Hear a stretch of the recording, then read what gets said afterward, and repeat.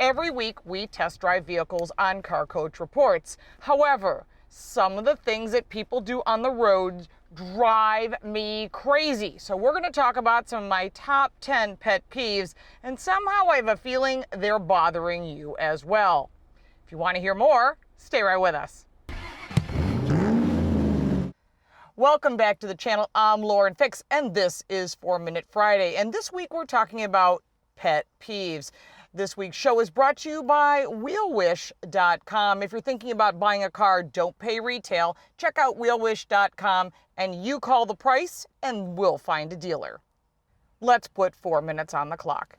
Every week I go out and test drive quite a few vehicles all around the country, and I get really frustrated with some of the bad drivers. It seems as though people are only taught to pass the test, and that infuriates me when they do stupid things on the road. I'm only going to give you 10 of them and then a bonus one at the end, and you got to stay for this because some of these just tick me off and they'll probably piss you off just as much.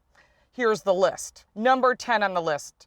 Not going when the light turns green. Green means go. Do you remember the book from Dr. Seuss, Go Dog Go? Put your foot on the pedal on the right, you know, that little skinny pedal? Put it down and go. People behind you are waiting. Stop holding up the show. Number 9, drivers who are indecisive about when to turn. Listen, put on your turn signal and then make the corner. What is this long wait holding everybody up? And then when you do take the corner, you take it like an old lady. Does that not drive you crazy? It drives me nuts. Number 8, not turning on your headlights. Listen, it's raining outside, it's dark outside. Don't rely on your DRLs or your daytime running lights. Come on, let's not be stupid. People need to see you.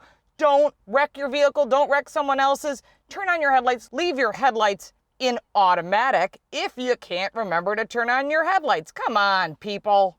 Number 7, slow drivers in the passing lane. If you're in the high-speed lane or the hot shot lane or the passing lane, pass and then get over to the right. Didn't we learn this in driver's ed? Oh, that's right. The new drivers only learn how to pass the test, not actually how to drive on the road. Move to the right. Move to the right. Pass, move to the right. Number 6, use your turn signals. How many times have I seen people not using turn signals to change lanes, to make a corner, or worse, you're the old person who leaves your turn signal on since you pulled out of your driveway. Come on, this is common sense stuff, people. Why are people still driving this way? I have no idea. Communicate with each other because you can't yell out the window. Use your turn signals. Number 5, forgetting to turn down your high beams when there's traffic coming at you. Well, today there are a lot of automatic high beam applications. So if a vehicle's coming at you, it'll bring the lights down. For those of you that don't have that, try to be respectful of people coming at you. Why do you want to melt their windshield? I just don't get it. Number 4, not letting people merge.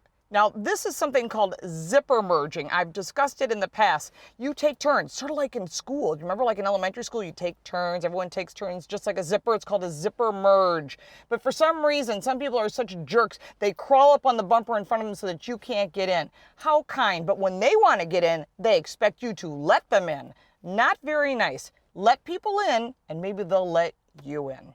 Number 3, people taking up 2 parking spaces because they don't have a clue. Listen, many of us have around view cameras. If you're not sure, open the door. Park between the lines. If you got a really nice car, like I sometimes have, I park way the heck out so that I'm not causing problems for people. But don't take 2 parking spaces. There's not as many parking spaces as there used to be at some of these places, so try to be courteous to other people and take 1 parking space and not 2. Number 2, why are people parking in handicapped spots that are not handicapped? If you truly have a disability, absolutely, you should use the handicapped spots. And that also goes for those people that have little children when they have spots that are designed for parents. Great, use them. But if you're not handicapped, you're not disabled, don't take up those spaces for other people. Yes, you can get a ticket, but it's also pretty mean and karma will get you. And by the way, I spell karma with a C. My number 1 pet peeve, and you want to stay for the end for the bonus pet peeve, which you will appreciate, is texting and on the phone while driving. It is amazing how many people think they can multitask. They can't. And the accidents that we see, some pretty severe, are ridiculous. I have a friend who parked a car outside of their house and somebody hit it, and it made no sense how they hit it, but they were texting while driving, didn't pay attention, and the car veered off into almost a driveway and hit a car. Now, come on, people, put your phones down. If you really need to talk, pull over somewhere, make your call, and then keep on driving. Don't text and drive. It's stupid. We all know it. Nobody can do it, so don't think you can do it. This week in automotive history, we lost a legend at the age of 94. We lost Lee Iacocca. It is a sad passing, but he was a true legend of the automotive industry. He was the father of the Mustang. He created the Maverick and the Mark III Lincoln. In addition, he was involved in the Cobra program and 4 years of Ford beating Ferrari. After leaving Ford, he invented the minivan, in addition to merging with AMC, which allowed Jeep to go underneath the Chrysler window. Very smart, very successful man. And another thing you probably didn't know about Lee Iacocca, he was involved in the restoration of Ellis Island and the Statue of Liberty, and was also involved in the Diabetes Foundation. So he really made his mark on the world, and he will be missed. Rest in peace, Lee Iacocca. And now for the bonus pet peeve. Repair your car. 9 out of 10 vehicles have something wrong with them on the road, whether it's a low tire, or you've got that taillight hanging, or the exhaust system isn't working, or the brakes are leaking. Come on, why would you want to put you and yourself at risk? Stop spending money on stupid things and invest in your vehicle that gets you to where you need to be in this world. So be car care aware and fix your vehicle. There are even more pet peeves out there, and I'm sure you have quite a few. Make sure to check out our other videos and, of course, all the links down below. And please comment. I'm looking forward to some really good comments and pet peeves, and we'll look forward to seeing you next week. Have a great day. Thanks for watching.